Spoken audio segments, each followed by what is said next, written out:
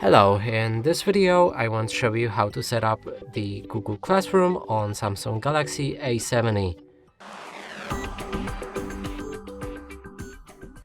To do this, you will need to open the Google Play Store, look for Google Classroom,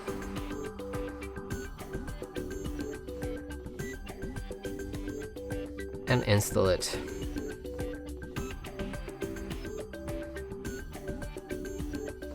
After installation process is complete, you should be able to launch it. Click on Get Started and select the account you want to use. Then press on this plus button, join the class, enter the class code in the pool right here. Click on Join to join the class. And that's it for this video. Hope you like it. Please consider subscribing to our channel, leave a like and a comment below.